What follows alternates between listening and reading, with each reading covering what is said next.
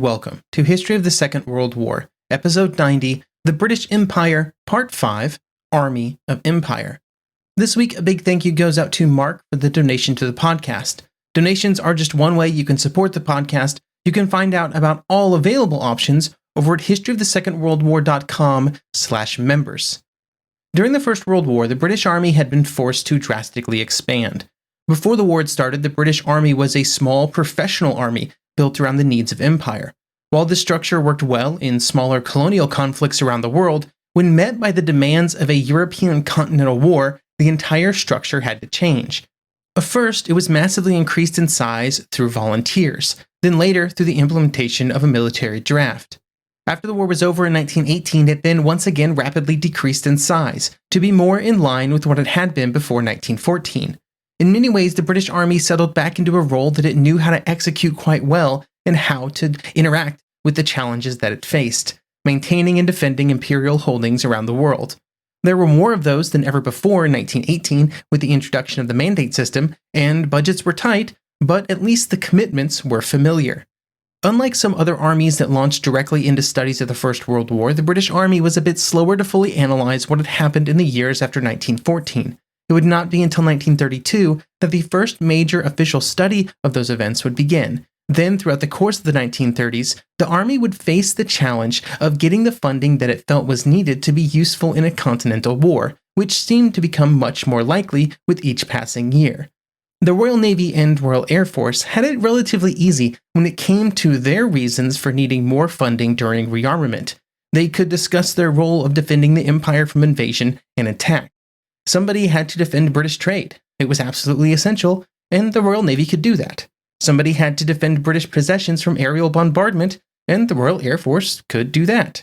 The Army, on the other hand, really only needed to massively expand and grow if it was committed to another continental conflict. There were strong opinions in British politics that this type of commitment should not be made, that the British Army should not be given such a responsibility. This forced the Army into a third-place position when it came to rearmament funding, and it was only relatively close to the start of the war that funding was made available for the expansion that would be required in 1939. The end result was that the British Army of September 1939 was actually in a worse position than it had been in during August 1914, at least when it came to being able to project power onto the continent. During this episode, we will discuss the interwar British Army, some of its challenges, and then the long road that had to be traveled to the creation of a force that would be ready and capable of helping Britain's continental allies. There were many problems faced by the British Army during the interwar years. One of these problems that it faced, along with many other militaries after the First World War, was what to do with all the officers that had been promoted during the conflict. The British Army had expanded its numbers into the millions, and the officer corps had greatly expanded with it. The vast majority of these officers would, of course, not continue their military careers after the war, but those that did find a place in the much-reduced post-war army were generally younger compared to similar ranking officers from before 1914. This was good, I guess, but it also meant that many were still around by the time that the Second World War began. Field Marshal Montgomery would later say of officers during these years that, quote, "They remained in office far too long, playing musical chairs with the top jobs, but never taking a chair away when the music stopped." End quote. There was also the problem of how many junior officers had been killed during the Great War. It would have been that generation of officers that should have been replacing the aging classes of the late 1930s. But instead of taking up those positions, they were instead buried in Flanders. Younger officers that were trying to move up the ranks of the interwar army were also generally frustrated by the lack of opportunities, which left many in relatively junior postings far longer than what might have otherwise occurred. A worrying trend had also developed, which resulted in less men choosing to make enlisting in the army a career during the 1920s. This was particularly important when it came to officers. For example, the landed gentry, who generally volunteered in large numbers after graduating from university before 1914, instead decided to make other career choices, with the number joining in the mid-1920s and becoming officers falling precipitously as the prestige of being an officer was really reduced after the experiences of the First World War. While some of these problems might have been solved by various changes or regulations, which would occur in the late 1930s, there were other systems in place that made budgetary problems the primary limiting factor for the Army. The worldwide commitments that the Army had were problematic enough, but for a few different reasons. One millstone around its neck was the Cardwell System. The Cardwell System had been put in place in the 1870s for what I think are very justifiable reasons. It had been a reform of the British Army that mandated that the Army maintain the same number of regiments on the home islands as were at any given time posted overseas. This change was made to make it far easier to ensure that more frequent troop rotations could be completed, which greatly increased morale and made enlistment in overseas service more appealing. The system forced a certain number of troops to be maintained on the home islands, though, without a direct purpose, forcing some amount of the Army's budget to be spent on them. It also had the effect of preventing many innovations from being put in place. Because the regiments were used as replacements for overseas units, it was felt that their training, equipment, and regulations could not diverge too much from those that were already overseas. If a group of soldiers was sent to India as replacements, they had to be inserted into units where the expectations were relatively the same as they had experienced during training. There were also constraints placed on the makeup and structure of units due to the variety of environments in which the troops might be asked to serve in.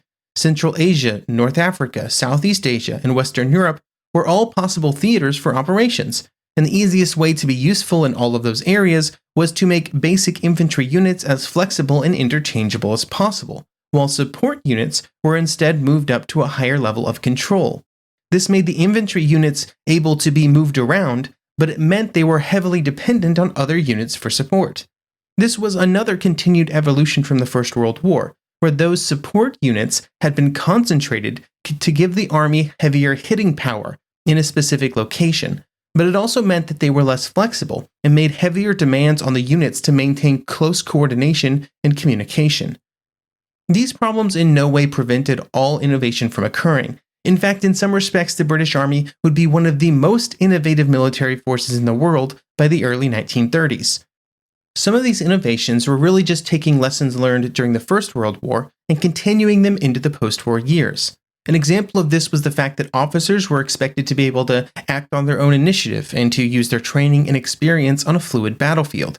Superior officers would give their intentions and pertinent information about what was to be accomplished, and those below them were expected to determine the best way to do it. Another of these areas was around the use of armored vehicles. During the First World War, the British had been the first to use tanks in combat, and they would invest heavily in their armored forces before the armistice. This emphasis would continue into the 1920s and 30s, driven by one goal: to prevent another attritional-based struggle like what had happened on the Western Front during the Great War. To do this, they hoped to use speed and mobility to keep the battle rolling, as General Sir Philip Chetwood would say in 1921, with the goal of the Army being to, quote, evolve a much harder hitting, quickly moving, and above all a quicker deploying division than the British Army had ever had before, end quote. To do this, they needed the technology, which resulted in an investment into tanks both technologically and tactically. Some of the very first large exercises utilizing armored formations would occur in Britain, exercises that were studied by many other armies around the world. The push for innovation and change did run into some problems by the late 1920s, which would only become more severe during the 1930s. One issue was relatively simple. The technology just did not keep up during the 1920s, with the more progressive British officers wanting to accomplish things that the tanks and armored vehicles at the time simply couldn't handle. They were closer to the lumbering behemoths of 1918 than the agile armor of the 1940s. There was probably nothing that could be done to solve this problem during the 1920s. The technology simply did not exist to do what British armor theorists were hoping for, but as always, there were also budgetary problems. There were rarely enough motorized or mechanized units concentrated in one area to be able to show their true strength and usefulness, and there was never enough money to buy more. Then during the 1930s, the technological and tactical evolution stagnated, partially due to continued budgetary contractions, partially due to just the general trends of British military development. When thinking specifically about armor evolution, there were three major challenges faced by officers who were pushing for dedicated armored troops. The first was resistance from officers who did not agree with the path they were advocating for, as were present in every other army, with every major military having some officers who were pushing for armored expansion while others resisted. Some in this group believed in different paths of innovation, while others simply believed that the innovations around armor were not forward-facing changes, but instead backwards-looking solutions to a trench-fueled stalemate that they did not believe would occur again in a future war. The second was, again, this is a trend throughout the whole episode, budgetary constraints. The armored units that men like JFC Fuller were pushing for were expensive to create and maintain. This made such units hard to justify in political circles. Political support was also hard to come by the fact that there was only one use for large armor formations, and that was a large war on the continent. The British were not going to send an armor division, all the way around the world on an imperial policing effort.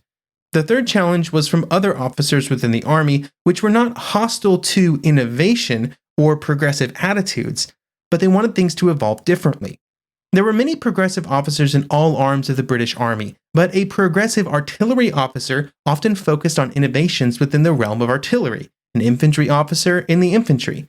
This third group became far more important when funding was tight, because they were protective of their own areas of the army and wanted to make sure that they received the funding they felt that they needed to succeed.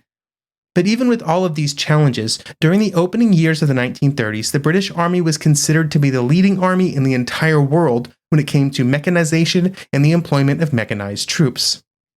But the financial crisis of the first years of the decade made everything more difficult. The army budget of 1931 to 32 would be the lowest of the entire interwar period.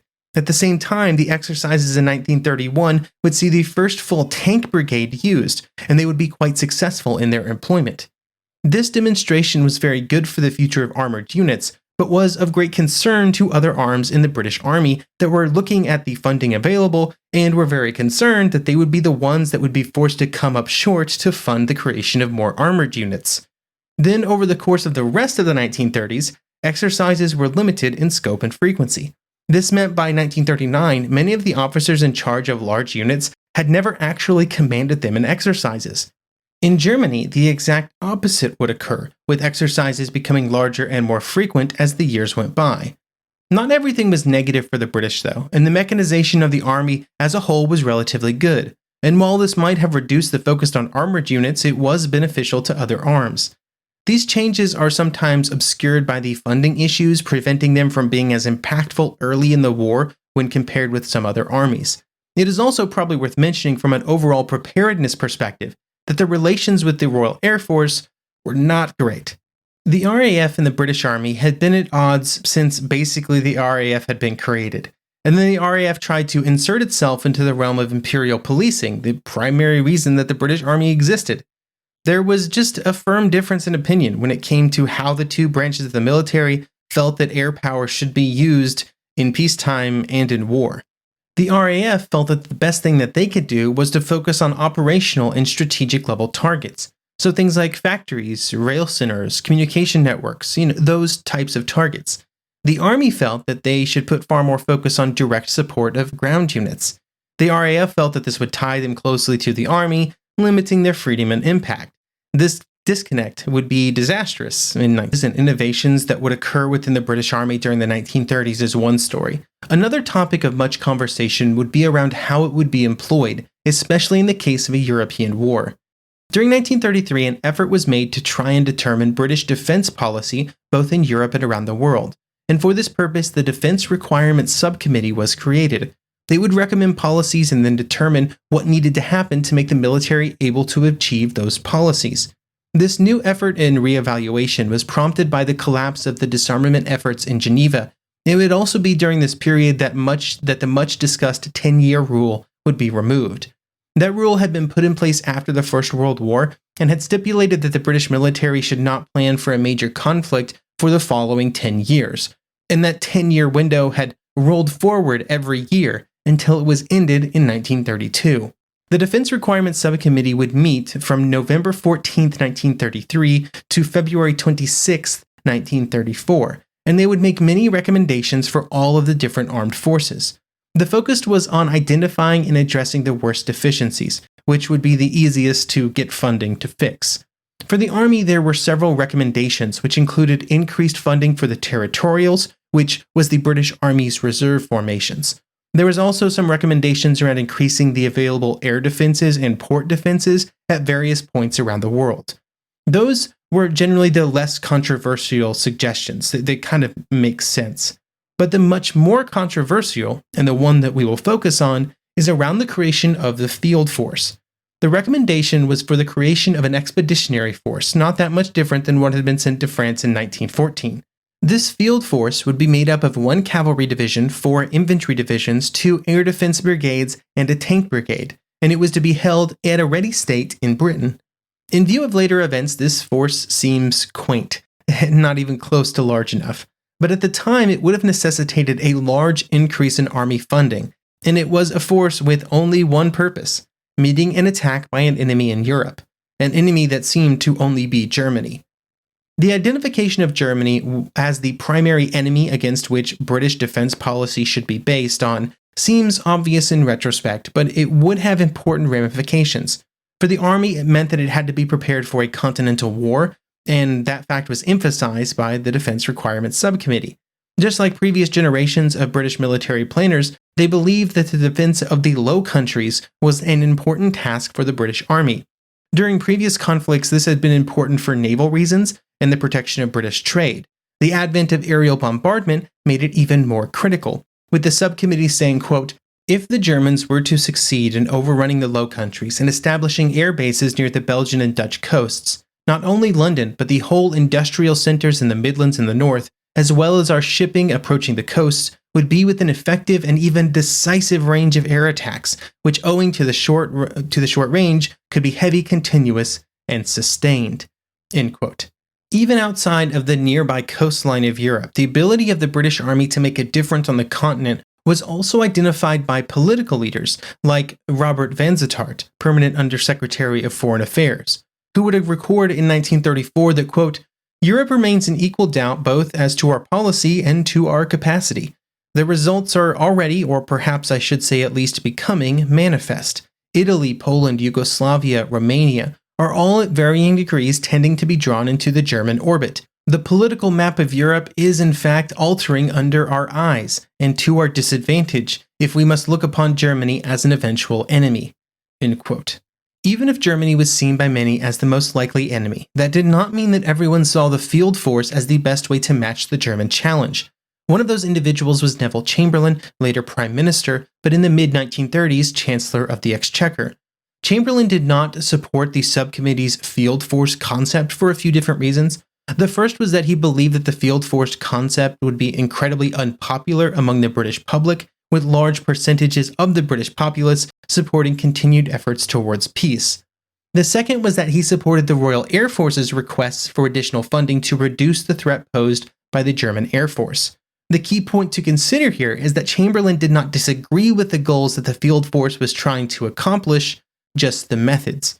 This prevented the funding from being made available during 1934. While it could affect the application of the budget, the Foreign Office was able to set foreign policy, and so a compromise was reached. The idea of using a field force on the continent remained, but the funding was not made available to actually make it a reality. Meaningful progress towards the creation of a field force would not end in 1934, and with each year it would gain increased urgency. During July 1935, the Defense Requirements Subcommittee would meet again to discuss the increased threat by Germany, which had started unrestricted and open rearmament. This escalated the problems for the British, but also for their continental allies, with Hankey, the cabinet secretary, writing to the Prime Minister in early 1936 that there were growing concerns that the French and Belgians did not think that the British were really capable of assisting them. Hankey would echo one of the main sentiments expressed by those who supported the creation of the field force and the strengthening of the British Army in general, when he would write, quote, "In a word, an efficient army, if only a small one, is essential to reassure our potential allies, to put heart into them to make the necessary effort and to deter war, and on the day of battle, to cover our offensive air forces." End quote. As with all such discussions, these political proposals often got tied up in details and disagreements. Saying that the army had to be stronger was great, but even if you agreed with that sentiment, you might still have problems with focusing funding and rearmament on a small number of divisions. Some would argue that the money should be spread out to modernize and benefit as many divisions as possible. Others would argue that the actual best path forward was to put more money that was going to go to the army and instead put it into the Royal Navy, the cornerstone of British strength for generations. The Navy gained additional arguments with the collapse of the naval treaty system. But with so many developments in 1936, funding would be massively increased across the board, especially after the Abyssinian crisis and the fact that, when called upon, the British military was not able to respond to Italian aggression in Africa. The final plans for the field force would set the number of men at 155,000, with a goal of 16 fully armed divisions. This would be 4 regular army divisions, which would be made available for immediate dispatch, while 12 territorial divisions were put in a position where they could follow in the months after the initiation of hostilities. After Chamberlain became Prime Minister, as often would happen in such cases, the entire British strategy was once again re-evaluated. Chamberlain had always been a proponent of pushing most of the defense spending into the Royal Navy and the Royal Air Force, and of course the leaders of the Royal Navy and the Royal Air Force had no qualms with this view. There were some changes in plans that would be made during the summer of 1937 due to these beliefs. For example, the War Office, which was planning on starting the process of updating 4 of those territorial divisions, which were required by the previous year's plans, found that funding was no longer being made available. As Leslie Hoare-Belisha, War Minister, would write, quote, "My proposal for the provision of war equipment, war reserves, and maintenance for 4 territorial divisions was turned down today. At some point, a decision will have to be made that some of the territorial army divisions will have to be fully equipped, and there are many reasons why it would be advantageous to make that decision now. I argued with Simon, the Chancellor of the Exchequer, but he was quite firm that at present there should be no increase in the cost of the Army's program." End quote. Along with some shifts in the plans, there was also a large effort to reevaluate everything that the nation was doing in the realm of defense. This task was led by Sir Thomas Inskip, who would spend a good portion of 1937 doing his investigation before releasing his report in December 1937. The report would be titled Defense Expenditure in Future Years. The report greatly de-emphasized any attempts to prepare the Army for a role in a continental war. Instead, it suggested that the Army should focus on defense of the home islands and a force to be based in Egypt to make sure the Italians did not try and take the Suez Canal. To quote from the report, "On the basis of the policy now proposed, the continental hypothesis ranks 4th in order of priority, and the primary role of the regular army becomes the defense of imperial commitments, including anti-aircraft defense at home." End quote. Inskip did cover his bases, though, and the report would later state, quote, "I must, however, warn my colleagues of the possible consequences of this proposal in order that they may share my responsibility for the decision to be taken with their eyes open. Notwithstanding recent developments in mechanized warfare on land and in the air, there is no sign of the displacement of infantry. If France were again to be in danger of being overrun by land armies, a situation might arise, as in the last war, we had to improvise an army to assist her. Should this happen, the government of the day would most certainly be criticized for having neglected to provide against so obvious a contingency. Nevertheless, for the reasons indicated, I am of the opinion that there is no alternative but to adopt the more limited role of the army envisioned in this report." End quote. Regardless of Inskip's warning, during 1938 the situation did not change very much, and the army mostly just had to make do with the money that was made available to it. One of the major concerns expressed at this time by the War Office was not just that the army was not receiving the funding that it needed, but that it would be forced for political reasons onto the continent, even if it was not ready, much like Inskip warned about. In mid-1938, it was far easier to say that the British Army would not be sent to the continent than it would be in the future when German troops were crossing the border. Thank you for listening, and I hope you will join me next episode, our last on British rearmament before the Second World War. We'll cover some of the last years of rearmament and sort of the state of the British military on the eve of war. And then we'll try and answer the age-old debate, the question of 1,000 internet posts.